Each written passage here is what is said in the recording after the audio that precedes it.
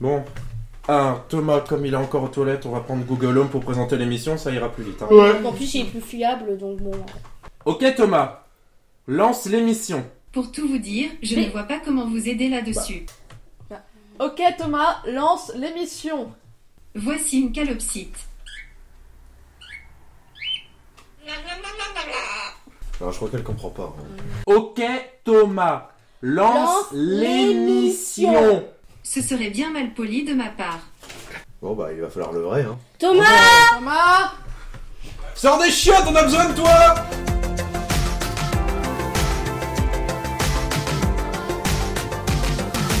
Bonjour à tous et bienvenue dans un nouvel épisode de Tardy Story. Youpi. Alors on parle de... faut que j'arrête avec ce lancement. Faut arrêter de faire ça. Oui, on vient de finir de manger, je suis en forme. Aujourd'hui, on va essayer de mettre de l'ambiance. Aujourd'hui, Pipi pourra. oui, aujourd'hui on va parler de Kerblanc, un épisode de la saison 11. Blanc. Kerblam, oui. Ouais. Car blanc. Kerblam. Blanc, c'est bien. Un épisode de la saison 11 de Doctor Who. Voilà. Et on va évidemment après parler du coup du thème abordé, c'est-à-dire la robotique et l'automatisation de la société. C'est encore oui, un sujet c'est où clair. on va se marrer. Ah, là, ça va être la grosse éclate. Le fait. Alors on commence tout de suite par résumer rapidement de quoi Kerblam, c'est pas français comme phrase. Non. On va, voilà, de Kerblam, de quoi ça parle? Rémi, tu nous dis tout. Oui, bah alors ça va aller très vite parce que le concept de l'épisode est très simple. Le docteur reçoit un colis de la part de la société de livraison Kerblam, qui est un Fez. T'as la ref! Et du coup, elle trouve également dedans un message de détresse. Elle se rend donc sur la plateforme principale de l'entreprise Kerblam, une entreprise qui embauche encore quelques humains parmi l'écrasante majorité de robots et androïdes diverses.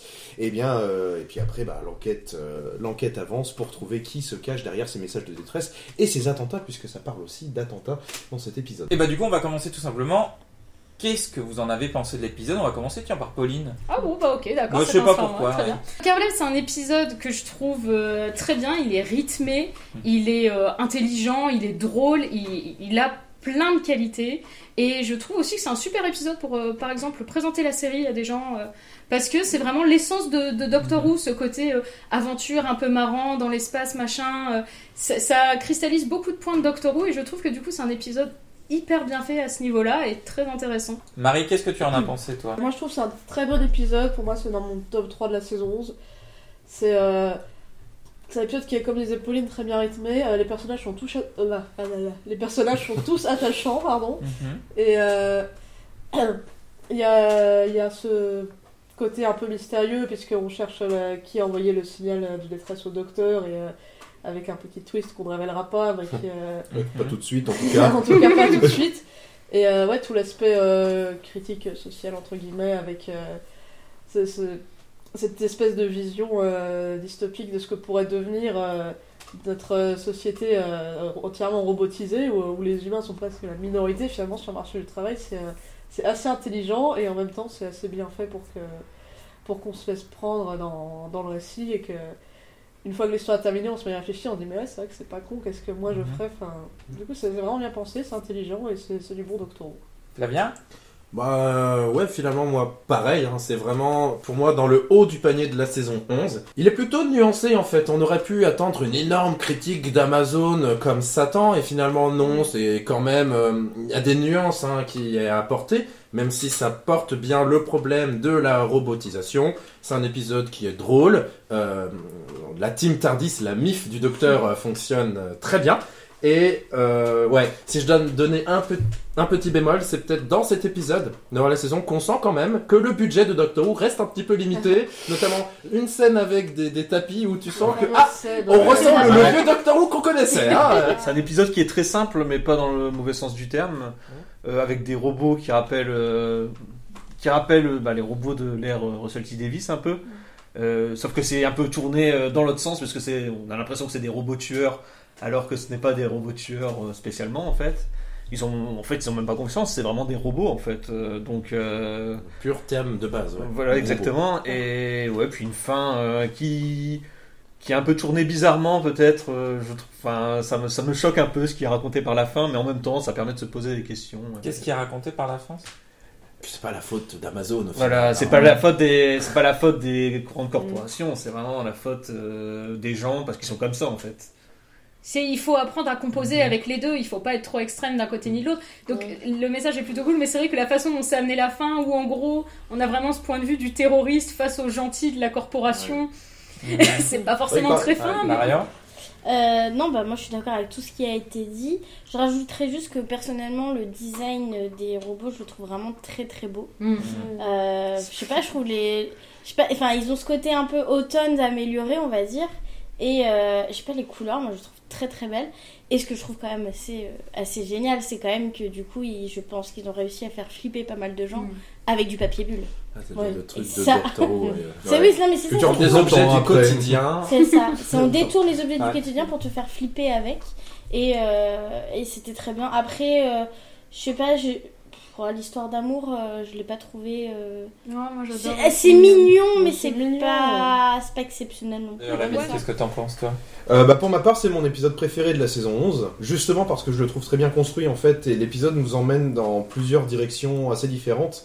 D'abord les robots tueurs, ensuite on pense que ça vient de la corporation en elle-même, et puis finalement on part sur le terrorisme. J'ai d'ailleurs été assez surpris de la personne qui était derrière, qui est l'homme de ménage. Et la musique, du coup, vous en avez pensé quoi? Elle est chouette. La musique est bien. En fait. C'est vraiment, là c'est le génie de Segun Akinola qui te prend un tout petit truc, donc le jingle de Kerblam, et qui va réussir à te le moduler en fonction, faire des choses rigolotes avec, des choses flippantes, et donc ça se module tout au long de l'épisode, et c'est incroyable. Parce que c'est là où c'est assez différent, c'est que Murigold avait des thèmes par personnage ou par univers qui revenaient tout le temps, et Segun Akinola, c'est par épisode, il te crée un univers musical par épisode, et c'est vraiment bluffant, quoi. Est-ce que vous pensez que l'épisode va marquer dans le temps? Est-ce qu'on va s'en souvenir ou est-ce qu'il va tomber dans l'oubli comme ça peut être le cas? Rien qu'avec les robots, je pense qu'on va le retenir.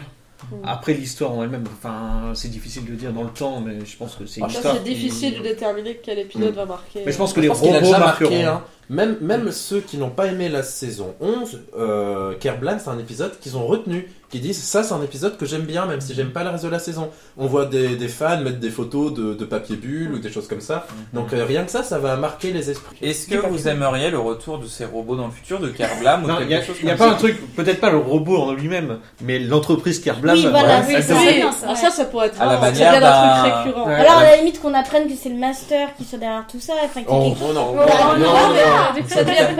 Que ça devienne une sorte d'easter egg, en fait, un petit peu comme. McFly je sais pas, Electrical. comme- Comme McFly, ouais. Oui, comme McFly, Ouais. ouais. Est-ce qu'il y a des choses qui vous a vraiment... Moi, il y a un dans truc qui l'épisode me déplaît, c'est la fin, quand tout explose. Et où il y a plein de robots de Kerblam qui ouvrent tous leur paquet en même temps, qui appuient tous, et donc toute l'explosion. Et l'explosion vient de derrière. Oui, elle est pas simultanée. En fait, c'est pas simultané, en fait, c'est C'est l'explosion, elle arrive de derrière. Ah, En plus, l'explosion oui, est pas très d'accord. belle, c'est vert. Oui, c'est un espèce de gaz. bah, c'est- vert. Et en fait, comme ça, Dans- tu vois le terroriste qui se fait exploser puisque ça arrive de derrière. Mais il devrait. J'ai jamais fait gaffe. Et donc du coup on est d'accord, c'est un très très bon épisode. Ouais, yes. Très très bon épisode. Et ben on va déjà passer à la suite, on va laisser peser comme on dit, et on va parler tout de suite de la robotique. Ça fait quand même pas mal d'années que la question de la robotique crée des débats houleux pour savoir si les robots vont nous remplacer, comment les introduire, tout bien tout honneur, dans notre société. Je m'en doutais. Dans notre- On se souvient tout à l'heure, c'est pas sûr, parce que tu sais, au Japon. Et donc, les robots, voilà, ça a toujours été un peu une espèce de gros souci, enfin, plutôt une question de savoir si c'est une bonne chose, l'automatisation, les robots, etc. Est-ce que vous pensez que oui. Bah, Est-ce finis que quand même ta phrase. oui. Finis quand même ta Est-ce phrase que vous avant de donner la pensez- parole. Est-ce que vous pensez que l'augmentation du nombre de choses robotisées et de l'automatisation de la société, du coup, c'est une bonne chose ou une mauvaise chose? Flavien. Eh ben c'est les deux en fait. Il faut pas rejeter tout ce qui est robotique, tout ce qui est automatisation. L'automatisation, ça remonte de loin pour aider les gens dans leurs tâches quotidiennes. On va pas enlever les aspirateurs, on va pas enlever les robots ménagers, on va pas enlever plein de choses finalement. Et même dans le cadre du travail, la robotisation, ça a aidé certains employés. Après, il faut faire attention à ce que les robots ne remplacent pas tout à fait les humains. Et il faut toujours faire la part des choses entre le tout robotique, où là, on va plus avoir besoin de caissiers, de gens qui font de la manufacture dans les usines, que sais-je, mais il faut jamais avoir peur de mettre une part de robotique. Ou par exemple, on va pas dire à quelqu'un qui a perdu un membre, bah non, on va pas te mettre de prothèse robotique, c'est du robot, c'est pas bien. Marie, tu partages ta vie? Déjà, la peur de l'automatisation, c'est une peur qui est légitime. Parce que, en fait, actuellement, la plupart des chercheurs en intelligence artificielle s'accordent pour dire qu'on va aller de plus en plus vers une automatisation, vers une robotisation de la société. Par exemple, il y a une étude en 2016 auprès de, je crois, 300 et quelques chercheurs spécialistes en intelligence artificielle qui estimaient que d'ici 2050, on pourrait réussir à l'intelligence artificielle serait suffisamment développée pour qu'on puisse envisager qu'elle réalise une opération chirurgicale ou même qu'un robot puisse écrire un roman, par exemple. En 2006, il y avait une étude du genre qui était sortie qui estimait, par exemple, qui essayait de déterminer les métiers qui étaient automatisables et ceux qui n'étaient pas automatisables. Et ils avaient classé, par exemple, la conduite, les métiers de transport, dans les métiers qui étaient irremplaçables, entre guillemets, qui n'étaient pas automatisables. 6 ans plus tard, on avait les Google Cars. Je voulais vous poser la question, justement, est-ce que vous... C'est une question que vous avez déjà posée. Est-ce que vous avez la crainte personnellement que votre métier... c'est ce que vous avez déjà dit, que vous pourriez un jour être remplacé par des robots? Parce que je sais que moi, oui, complètement. Ouais, mais c'est différent de se dire qu'on a la crainte ou qu'on peut être remplacé. Personnellement, je sais que je pourrais être remplacé, mais je le crains pas particulièrement. Parce que je me dis, moi-même, je sais pas ce que je ferai d'ici 20 ans. Et ça se trouve, j'aurais complètement changé de... Ce que je fais m'intéressera plus, je retrouverai d'autres choses. En fait, le truc, c'est que on voit le travail actuellement d'une certaine façon, et ça reste un peu bloqué là-dessus, et ça entraîne aussi beaucoup de trucs de style chômage, parce que du coup, il y a des suppressions de postes pour les robots, alors que c'est juste qu'on doit complètement repenser notre vision de l'emploi. Et moi, en fait, ça me fait pas peur, parce que je me dis juste, je vais trouver autre chose que je pourrais faire. Mais il faut En fait, le truc, c'est pas tellement les robots. De toute façon, les robots vont arriver. Ils sont déjà là, ça fait déjà longtemps. C'est progressif, il y en a de plus en plus, et on pourra rien faire contre ça, c'est inéluctable. Et c'est juste que la société, elle doit l'accepter, en fait. Et elle doit elle-même évoluer, alors qu'elle reste un peu bloquée. Ouais, mais est-ce qu'il n'y aura pas une forme de rejet, comme il y en a déjà eu, finalement, à des nouvelles technologies? Il y en aura. Il y en aura, mais il y aura toujours des réfractaires, mais tu peux pas faire une impasse sur le progrès, parce que sinon on n'aurait pas la machine à vapeur, on n'aurait pas tout ça. C'est en fait les robots, c'est juste l'évolution logique de tout ce que tu as depuis des Pour rebondir là-dessus, ça permet de simplifier la vie des gens. Aussi. Pourquoi ne pas l'accepter de simplifier la vie des gens et réfléchir à comment réorganiser la société d'aujourd'hui. Enfin, je veux dire, caissière, c'est quand même le métier que personne ne veut faire. Ces métiers-là, aujourd'hui, sont remplacés par des machines, et il y a beaucoup de gens qui vont faire oh, mais ça enlève des métiers. Ben non, c'est normal que ce genre de métier soit remplacé par des robots. Mais c'est pareil avec Amazon. Quand je vois ce qu'arrive à faire Amazon aujourd'hui, on va en parler plus tard, j'imagine, mais tu te dis, pourquoi obliger des gens à faire ces tâches ingrates alors que des robots vont faire ça beaucoup plus rapidement? Oui, mais pour le coup, je suis pas totalement d'accord avec toi, dans le sens où certes, c'est des métiers dont personne ne veut, mais il y a des personnes qui peuvent pas non plus des fois prétendre au-delà. Il y a des personnes qui, justement, ont besoin d'un travail qui est assez facile d'accès. Et le fait de pouvoir se dire, écoute, au pire, je peux toujours trouver un travail de caissière ou autre chose, ça permet de se dire que... C'est là où il faut réfléchir à la société de demain, en fait, plutôt que de se dire, on va forcer les gens à bosser, on va plutôt dire, vous allez pas bosser, mais vous allez quand même pouvoir vivre, quoi. C'est ça la vraie crainte, en fait. C'est si jamais la technologie avance, mais quelque part, il n'y a pas de remise en cause de la société. De toute façon, c'est ce qui arrive. Et c'est ce qui arrivera. Donc, mais tant que tu restes profondément con. Tant que tu restes sur un modèle 35 heures et compagnie, où les gens, ils doivent avoir des temps pleins, comme on les voit actuellement, ça pourra pas fonctionner, parce que vu que les emplois, forcément, part de façon tout à fait logique, forcément tu peux plus les embaucher les gens parce que tu as tous tes temps plein à côté. Il faut repenser la semaine du travail, il faut repenser tout, parce que du coup il faut pour un seul boulot de pouvoir avoir 2 personnes employées dessus, et que l'économie soit organisée de cette façon-là pour que ça puisse permettre à un maximum de gens d'avoir du travail tout en ayant la robotisation à côté. et continuer. Enfin, Et d'un il point de faut vue penser de sociétal, ce point de vue-là. on s'élèvera même au niveau des connaissances et des compétences que comme ça en fait. Mais le vrai C'est pas problème, en périclitant que... c'est aussi que quand des politiques essayent de mettre ça sur le tapis, on leur rayonnait, on leur dit non, vous êtes des illuminés, vous êtes des utopiques. Quand on a un politique qui dit bon, les robots arrivent, je ne citerai pas de nom, les robots arrivent, il faut repenser tout notre système, toute notre société, parce que les robots seront là quoi qu'on fasse, et il ne faut pas que plein de gens se retrouvent sur le carreau, au chômage, sans moyens à cause de ça. Donc il faut repenser tout le système capitaliste au final. On leur dit mais non, mais ça c'est des enfantillages, c'est pas la vraie vie. De fait, le vrai problème pour le moment c'est que la société évolue, mais que nos politiques ne veulent pas suivre cette évolution, et au final on va juste se retrouver, si on ne change rien, avec une société robotisée sans que la société ait évolué avec, et que du coup on soit à même d'accepter et d'accompagner parce que ça ce demande mouvement. un lourd travail de remettre en cause notre société, et c'est un engagement déjà sur 5 ans qui ne peut pas être tenu. Et il faut voir plus loin, mais aujourd'hui mettre au boulot, les visions sont beaucoup trop étriquées là-dessus. Quand on voit déjà sur les questions d'environnement, pour faire référence au précédent art historique qu'on avait fait, déjà quand on voit qu'ils se bougent pas pour ça, alors que l'urgence est encore pire que pour la robotique, c'est pas pour qu'ils se bougent pour un projet qui pour eux c'est encore de la SF quoi. Ils n'y croient absolument pas. Et moi, il y a une véritable question que je me pose, c'est qu'il y a des métiers où je ne la vois pas remplacer. C'est surtout les métiers de la culture et du divertissement. Je vois pas, pour donner 2 exemples, je vois pas un jour regarder un film où au lieu d'avoir des acteurs. Vas-y, Marie, t'as peut-être quelque chose à dire. Comme je disais tout à l'heure, d'ici 2050, bon, on estime en fait que c'est possible. Après, la question qu'il faut se poser, c'est est-ce que les gens sont prêts à acheter, à consommer des produits qui ont été créés par une IA? Ça, je suis pas convaincue. Vocaloid. Ça a déjà commencé. Ah ouais, ça a déjà commencé ça. Il y a déjà des IA qui chantent, etc. Et les gens consomment déjà ces produits.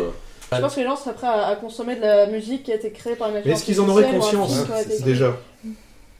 Bah c'est ça, c'est ça qui est troublant, est-ce que tu verrais la différence? Pour le moment, on trouve, enfin il y a besoin d'humains derrière, de toute façon, et le vrai truc, c'est que les produits culturels, ça manque d'une âme qui a été insufflée par des vrais gens qui ont des émotions tout simplement, et donc faut se demander si à terme ces IA, ces robots ne pourront pas être à même d'insuffler cette émotion, cette réflexion derrière les œuvres. Quelque part, c'est aussi comme la médecine. On pourra rentrer des bases de données immenses dans des robots pour diagnostiquer des maladies. À partir d'un moment, il y a aussi un peu de psychologie derrière pour deviner une affliction ou quelque chose sous-jacent. Le robot pourra pas tout faire. Même s'il peut devenir chirurgien, derrière, on ne pourra pas remplacer, je pense, l'humain partout. Que ce soit dans la science, que ce soit dans la culture. Alors, les postes seront peut-être différents au niveau des analyses, au niveau de l'expertise. Mais avant d'avoir des intelligences artificielles aussi performantes pour vraiment deviner tout et n'importe quoi... Après, ça va très vite. Ça va très vite. Une grosse base de données, il suffit que la base de données soit un cerveau. Enfin, je veux dire, ça va aller vite à en arriver là. Ouais, tu auras des robots qui penseront comme les humains. Oui, parce que la robotique reste assez tout logique. L'humain dans ses décisions ne l'est pas toujours. Ouais, mais justement, on pourra insuffler aussi ce truc d'aller d'illogique dans le robot en fait. Ça va être le problème si jamais une IA devient consciente. Et t'auras aussi, bah oui, bien sûr. On n'y est pas. Mais bon, pour l'instant, on n'y est pas, parce qu'on est juste bloqué. Pour l'instant, la robotique, c'est pas encore. Ça bouge très vite quand même. Mais d'ailleurs, c'est parti. Ouais, vas-y. Il y a quand même ce fameux robot qui est hongkongais qui en 2017, je sais plus, a obtenu la nationalité saoudienne. Oui, où du coup il y avait tout un truc de est-ce qu'elle a vraiment une vraie personne c'est Sophia, non, c'est pas Sophia, voilà, Sophia. Et est-ce que du coup si tu la si tu détruis son système, est-ce que tu vas en tôle pour meurtre? Enfin, ça pose des questions éthiques qui est plutôt intéressantes du coup. Et ce robot-là, il a été conçu justement pour pouvoir tenir une conversation avec quelqu'un et pour pouvoir en fait passer pour se rapprocher au maximum d'une vraie personne. Ce qui est intéressant aussi quand on parle de robots, c'est de s'intéresser aussi donc ce qui a été fait dans la science-fiction, tout ça. Et en fait, on parle beaucoup de la peur de l'automatisation pour le côté remplacer le métier. Mais justement, ce que dit Marie, c'est que maintenant on crée aussi des robots qui essaient de ressembler à l'homme. Et ça, c'est une vraie peur aussi. Oui. C'est une vraie peur aussi que certains ont, c'est ce côté que le robot va arriver à un moment où il va atteindre le même point que l'humain et même le surpasser. Et on va avoir ce côté, le robot qui va penser par lui-même, qui va peut-être développer des sentiments. Et justement, il y a cette peur aussi de peut-être, est-ce que si je tue un robot, est-ce que ça fait de moi un criminel ? Est-ce que le robot ne peut pas devenir lui-même criminel ?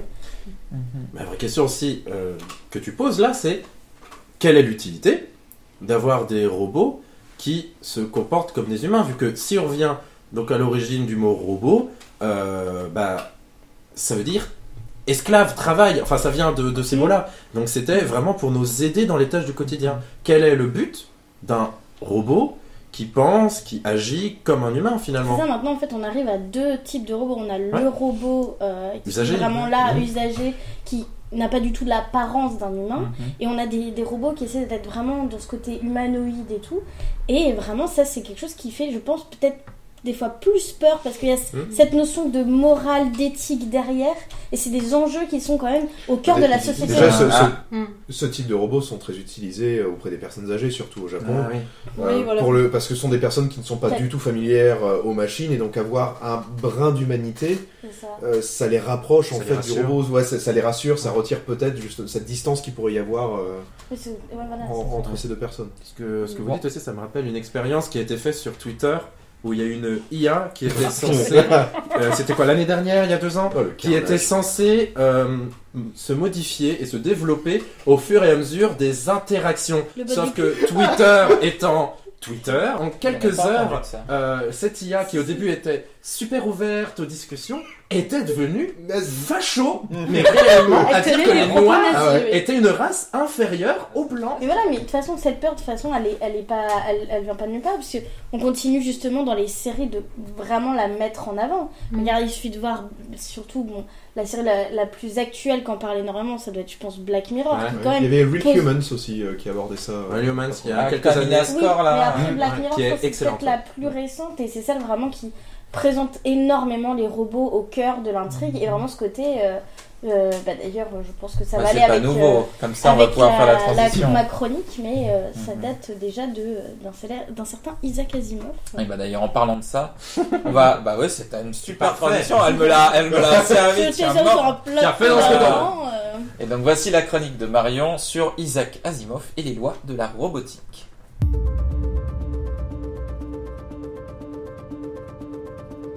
Isaac Asimov naît en Russie à Pietrovichi à une date inconnue entre le 4 octobre 1919 et le 2 janvier 1920. Il émigre aux États-Unis en 1923 à l'âge de 3 ans. Il fut naturalisé américain en 1918. Ses études furent assez brillantes pour lui permettre, grâce à une bourse, d'entrer à l'université de Columbia, de décrocher un doctorat en biochimie et un poste de chargé de cours à l'université de Boston. Entre-temps, il participe à la Seconde Guerre mondiale. Parallèlement, il commence à écrire de la science-fiction et voit sa première nouvelle Au large de Vesta publiée en 1939. John Campbell, alors rédacteur en chef de la revue Astounding Stories, n'aura de cesse d'encourager Asimov à écrire.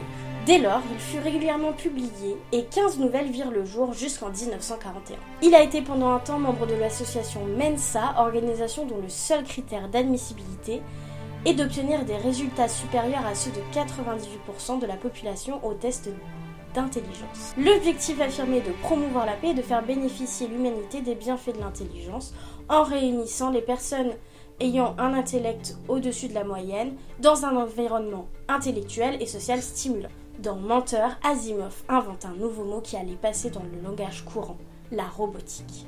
Asimov traite d'ailleurs de 2 grands thèmes dans ses ouvrages, la robotique et la psychohistoire. Entre 1950 et 1986, Asimov publie plusieurs recueils de nouvelles et romans autour de la robotique. Le tout forme une seule grande histoire appelée le cycle des robots qui s'étale sur plusieurs millénaires. Il renouvelle complètement ce thème en inventant des robots positroniques gouvernés par 3 lois pour protéger les humains et a priori parfaites et inviolables. Le jeu d'Asimov consiste alors à imaginer des situations révélant les failles de ces lois. Par exemple, est-ce qu'un robot peut laisser fumer un humain, sachant que fumer c'est mauvais pour la santé. Il cherche également à révéler des bizarreries de comportement de la part des robots qui cherchent a priori à enfreindre ces lois, puis à expliquer au lecteur comment cela est possible à la manière d'une enquête policière. Exposé pour la première fois dans sa nouvelle Le Cercle Vicieux, mais annoncé dans quelques histoires précédentes, les lois de la robotique sont: un robot ne peut porter atteinte à un être humain, ni, restant passif, permettre qu'un être humain soit exposé au danger. Un robot doit obéir aux ordres que lui donne un être humain, sauf si de tels ordres entrent en conflit avec la première loi. Un robot doit protéger son existence tant que cette protection n'entre pas en conflit avec la première ou la deuxième loi. Au cours du cycle des livres sur les robots, une loi 0 sera instituée par 2 robots, R. Giscard Reventloff et R. Daniel Olivo. Dans la nouvelle, les robots et l'Empire. Un robot ne peut pas faire de mal à l'humanité, ni par son inaction, permettre que l'humanité soit blessée. Cette loi 0 placera ou tentera de placer la sécurité de l'humanité avant celle d'un individu. Cependant, elle n'est pas codée au niveau matériel des cerveaux positroniques à la différence des 3 autres lois et est une loi de type logiciel puisque déduite par le robot Reventloff. Dans sa nouvelle La Preuve, Asimov expose par le personnage du docteur Suzanne Calvin une base morale derrière les lois. Calvin précise qu'il est naturel d'attendre des humains qu'ils se restreignent de blesser d'autres humains, sauf en cas d'extrême coercion, comme pour la guerre ou pour sauver le plus grand nombre d'humains. Cela correspond à la première loi des robots. De même, d'après Calvin, la société attend des individus qu'ils obéissent aux instructions des autorités reconnues, docteurs, enseignants et ainsi de suite. Cela équivalent à la seconde loi de la robotique. Enfin, les humains sont en général enclins à vouloir éviter de se blesser eux-mêmes, ce qui est la 3e loi de la robotique. L'intrigue de la prof tourne autour de la question de la définition d'un être humain par rapport à un robot conçu spécialement pour sembler humain. Calvin pense que si un tel individu obéit aux lois, il serait un robot ou un homme très bon. Bravo. Je me pose une question, moi. C'est qu'est-ce qu'elles valent ces 3 lois aujourd'hui?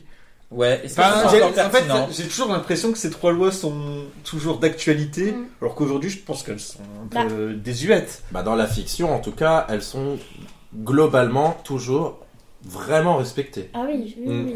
Quand on écrit sur les robots, on se base toujours sur les lois d'Asimov en fait. Qu'un robot, on pourrait voir plus loin. Qu'un Ça fait robot loin, ne hein. Et tuerait même, pas. je pense que... De quoi? Il y a des robots qui ne tuent... Enfin, Bah, je en comprends fait, pas c'est- ça. Oui, mais passé. on les appelle les robots tueurs. Du coup, ils deviennent à part. C'est des robots qui sont dysfonctionnels ou qui ont... Oui, Non, en et, fait, et si jamais on prend des robots pour l'armée, alors techniquement ils peuvent pas répondre à ces lois-là. oui, clairement. Eh ben, on supprime l'armée. Plus simple. Ou alors, dans ces cas-là, tu fais fonctionner la loi 0 en disant que ces robots-là vont éliminer une menace parce que c'est pour le bien de l'humanité. C'est en fait, c'est le c'est problème pas tellement pour le d'Asimov. bien de l'humanité, Ouais, c'est une question d'un c'est point de des vue, humains Mais par bien rapport à sûr, des humains. mais Ça dépend c'est quel un point de vue tu point leur donnes. Parce que, bon, désolé, je vais faire un énorme point Godwin. Si tu te mets du côté des nazis, eux, ils étaient persuadés de faire ce qu'il fallait pour que la Terre aille mieux. Et donc, si t'apprends ça à des robots, les robots, ils sont persuadés qu'elle est C'est exterminer des juifs, c'est bien. Tu Bah, vois, bon. tu vois ce Non, que je mais veux c'est- dire? Donc en fait, ça ces dépend. lois sont J'ai envie de faire un caduques film. finalement, Mais entre c'est- guillemets. mais c'est- Bah, Mais justement, la loi c'est- 0 permet de faire tout ce que tu veux en fait. Ça te permet de faire ce que tu veux selon toi, ton point de vue.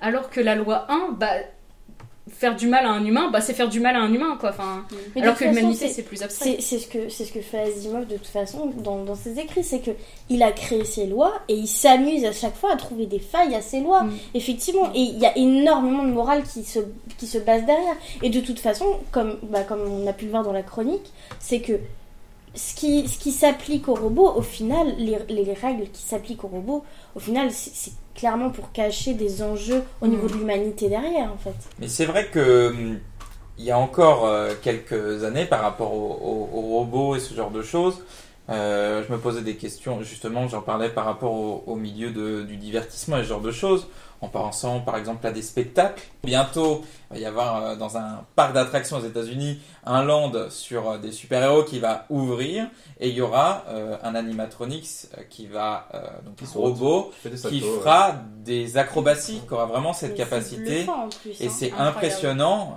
il imitera Spider-Man, et il aura vraiment ses postures, ses choses, c'est pas juste un truc que tu balances dans les airs et fin, vous voyez, c'est pas... C'est incroyable. Voilà, il a vraiment la capacité de réagir à l'air, au mouvement, etc. Et donc oui, ça montre que la robotique arrive vraiment de partout, elle va même dans le divertissement, ce genre de choses, là, on en a beaucoup évolué, et même ça arrive même dans la façon dont on consomme, dans la façon dont les produits nous sont livrés aujourd'hui. On passe énormément par Internet et donc par les sites de commande, et tous ces sites utilisent des algorithmes, des intelligences artificielles et des robots, même dans leurs entrepôts, ce genre de choses. Et du coup, c'est vrai que la société se robotise de plus en plus, et d'ailleurs, ça tombe bien. Quelqu'un fait une chronique dessus. Oui, qui ça c'est Flavien. Du coup, je danse. Et ben voilà. Voilà. Et ben c'est parti pour la chronique de Flavien au nom trop long.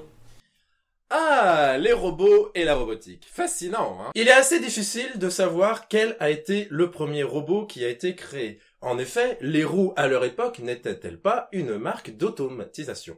Étymologiquement, robot vient du slave, rabota signifiant travail, corvée, et du russe, rab signifiant esclave. Dès l'origine du mot, le robot est un esclave de l'homme créé pour le travail. Et ça tombe rudement bien puisqu'aujourd'hui nous allons parler de la robotisation et de l'automatisation du monde du travail. On sait s'amuser à Tardisori, hein. Puisque nous partons de l'épisode Kerblam, je vais parler de cette thématique en lien avec Amazon.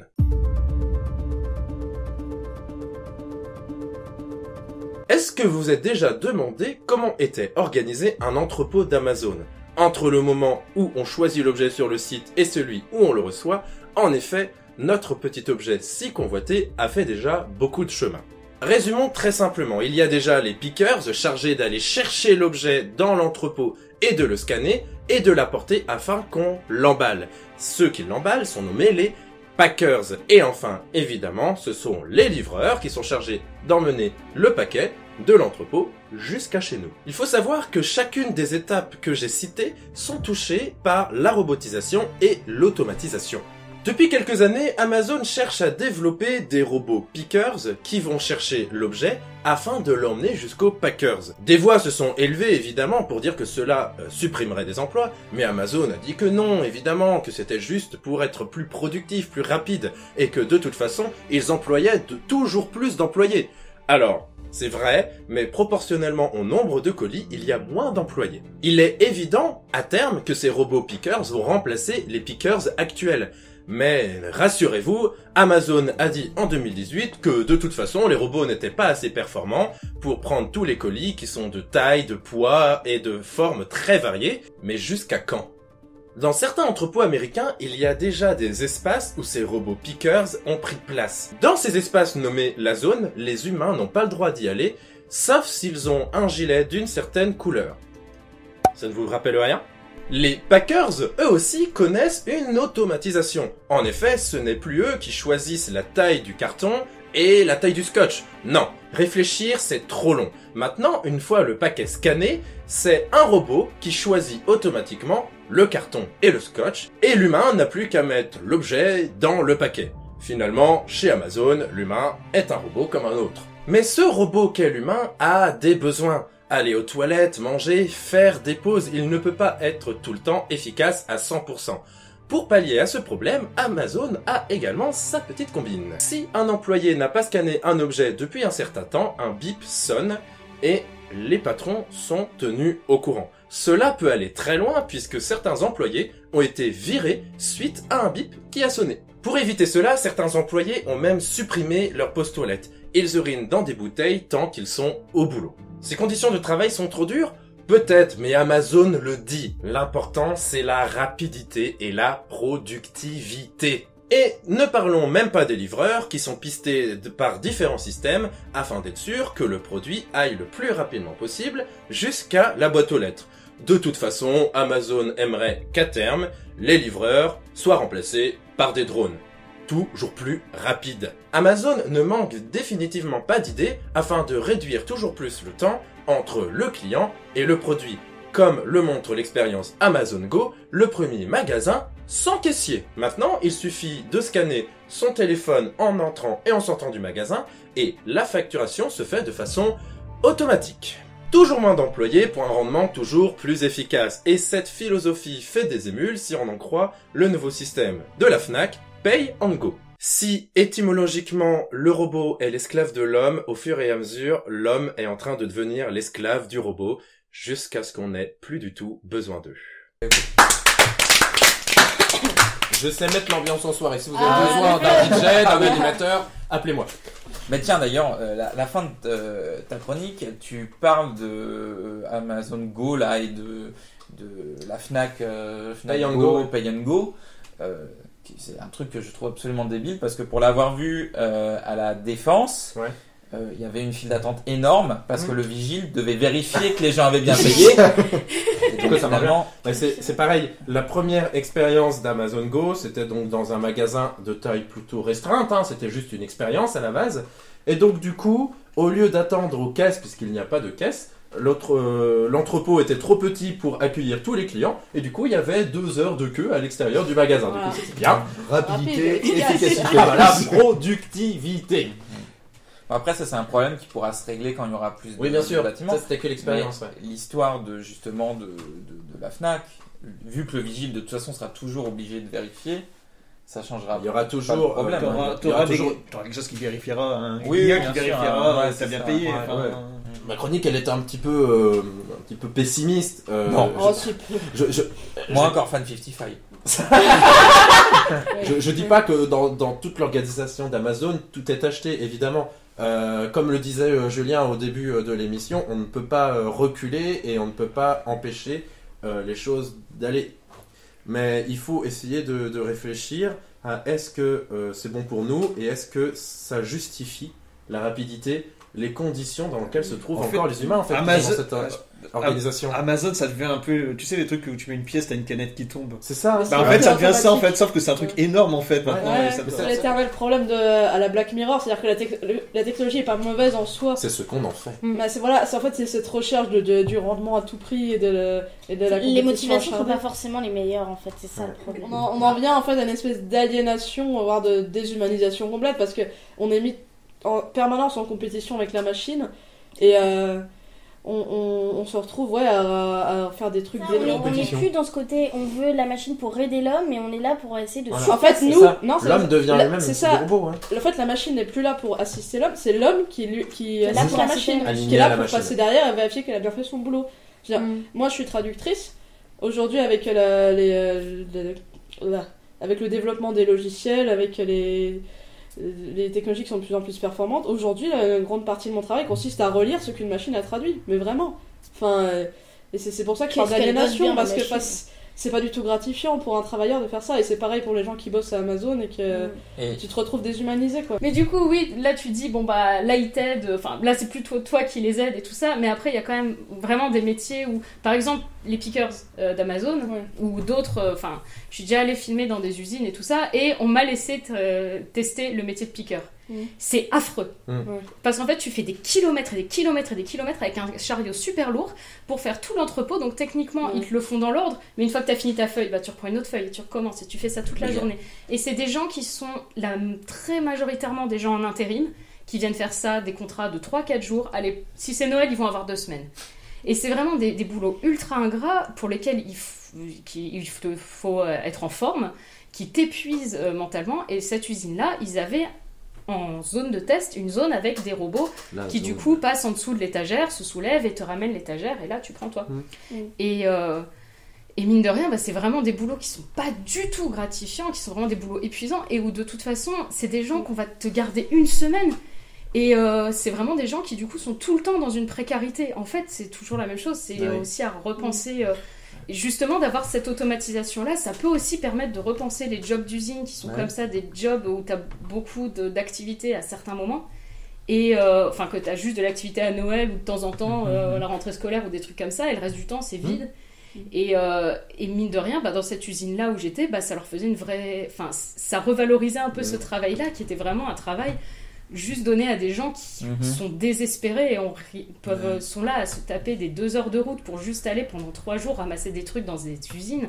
C'est vraiment le capitalisme le problème plus que les robots dans ce genre de trucs. Après, c'est vrai que finalement dans ce ton qu'on cas, disait, c'est les un peu robots différent. doivent Dans mon rester cas, c'est un différent, outil on pour parle de- faciliter Voilà, la c'est vie. ça. En Après- fait, on doit pas travailler pour cas les robots, les Wikipédia, robots. Il faudra travailler pour. Ouais, voilà, c'est ça. donc finalement, l'écologie, c'est pas compatible avec le capitalisme.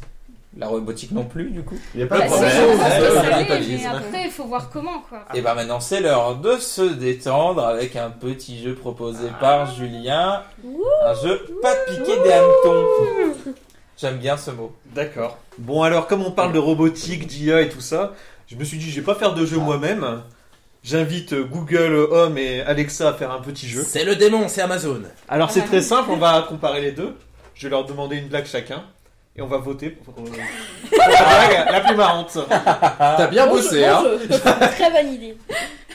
C'est parti ? Oui. Allez. Ok Google, raconte une blague.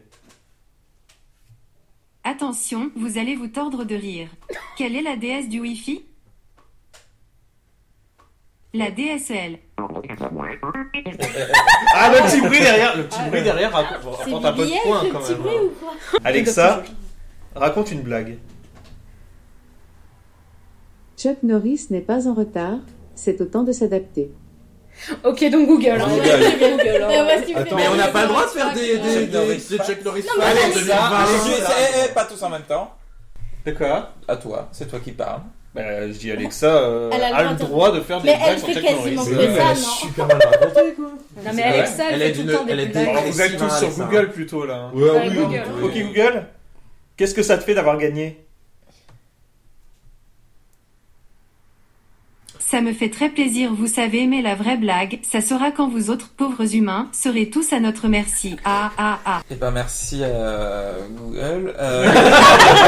Il est temps de conclure ce Tardy Story. On va tous mourir.